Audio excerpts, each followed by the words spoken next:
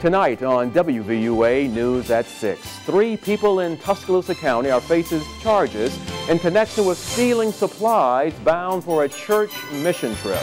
Plus, you've heard the term City Walk used many times in rebuilding Tuscaloosa, but what exactly does it mean? I'm Jennifer Edwards and I'll have the answer coming up on WVUA News. And from Election 2012, a preview of some of the local races you'll see on your Alabama primary ballot.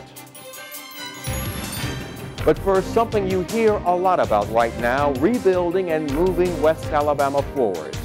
Thanks for joining us. I'm Philip Coleman. Lynn Brooks is on assignment. Tuscaloosa residents got a closer look at the proposed Tuscaloosa Forward plan during Tuesday night's public meeting. And one of the big topics is the proposed City Walk. But what exactly is the City Walk? WVUA's Jennifer Edwards has the answer.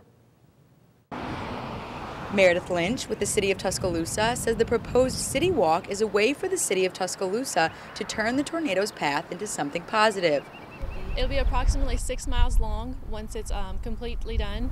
This is also the same distance that the path of the tornado was through Tuscaloosa. So we hope that, there was a path that went through Tuscaloosa. We want this to be a better path for it. According to Lynch, the City Walk will start at Harmon Park in the Rosedale area, go through Forest Lake, over McFarland, and will end at the new Alberta Elementary.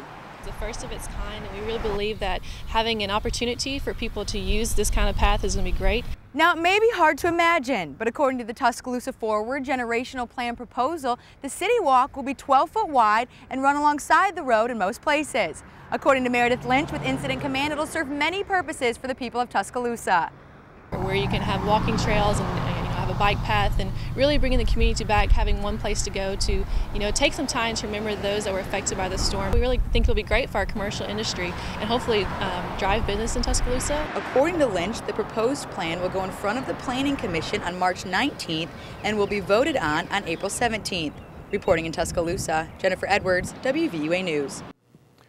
And if you would like more information on the City Walk proposal or Tuscaloosa Forward, you can find a link to the Tuscaloosa Forward website through our website. That's WVUATV.com. Now, on your election watch, the eyes of the nation are turning to Alabama. That's because Alabama is the next state to hold its primary. Only 2 states hold primaries on Tuesday, and Mississippi is the other one. And that has some Republican presidential candidates stumping in Alabama. Newt Gingrich has been in the state for 2 days. Rick Santorum is heading to Alabama Thursday. But political expert Dr. Bill Stewart says there are also important local races that voters should be concerned about. The incumbent, Hardy McCollum, is not opposed for the Democratic nomination, and he will be on the ballot in November. But Don Wallace, who is a county commissioner, and our sheriff, Ted Sexton, they're battling to see who will be the Republican nominee for probate judge. And that official in Tuscaloosa County is, in effect, the CEO of our county government. So that's an important race. Now here's a look at some of the local races on the primary ballot for the Republican primary for Tuscaloosa County probate judge Ted Sexton and Don Wallace. Tuscaloosa County Commission District 1, Stan Acker, Frank Chandler, Frank Gray, and William Tunnell. District 2, John Crocker, Jerry Tingle, and Gary Youngblood. District 3, Jamie Clements and Bobby Miller. For Tuscaloosa County Board of Education District 3, John Hinton and Gary Mims. For District Number 7, Bill Copeland and Jerry McGowan. And on the Democratic primary race, Tuscaloosa County Commission District 2, James Lane and Billy Skelton. The polls open 7 a.m. on Tuesday, March 13th.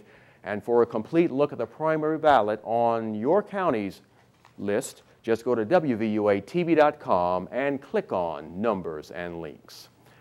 Now, on your crime watch, 3 people in Tuscaloosa County are arrested in connection with stealing supplies for a church mission trip. Tuscaloosa police say one of the suspects is also linked to this case. Scott Sullivan, Danny Daniel, and Amy Alexander are charged with burglary. Police say Paula Beams is already in jail on other charges, but she will be charged in this case later. As we have reported, back in January, 3 storage units belonging to Valley View Church were burglarized. Inside the units were shoes, medical supplies, and other items that were bound for Honduras. Sergeant Brent Blankley says investigators received a tip about the location of these items, and after they searched the residence, they found them. And WVUA is covering Montgomery, where all 6 defendants in the gambling corruption retrial are free tonight. A federal jury has acquitted all 6 people on all accounts. They were accused of using bribery to try and pass electronic bingo legislation. This was the second trial in the case that included state senators as well as casino owner Milton McGregor. And McGregor says he is thankful the trial is over. 2 things I want to say today is thank the good Lord for total vindication. And I got many, many, many friends that I want to thank that I will name later. This is truly a day to celebrate. And ladies and gentlemen, the celebration starts now. But this may not be the end of the case. McGregor's attorney says he's considering legal action against people he says may have wrongfully caused this case. Now, new at 6, Governor Robert Bentley is proposing changes to the state's pension plan. Bentley says the changes will only affect new hires who start employment in the year 2013 or later. He says these changes are necessary to ensure the viability of the state's retirement system and would save taxpayers more than $5 billion over the next 30 years. And Bentley's proposal includes minimum retirement age of 62 for most state employees, a minimum retirement for law enforcement personnel at age 56. Pension payments would be an average of the highest 5 years, and the contribution rate would be lowered to 6%. Also new at 6, some of the best and brightest in Tuscaloosa County were honored for their service.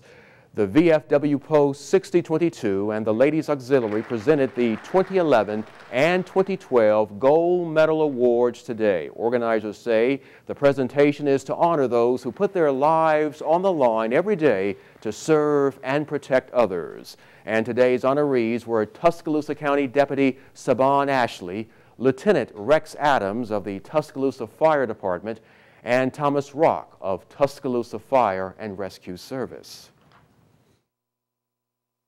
To me, every one of the guys in our department is deserving of such an award because I believe we're one of the best departments in the whole Southeast.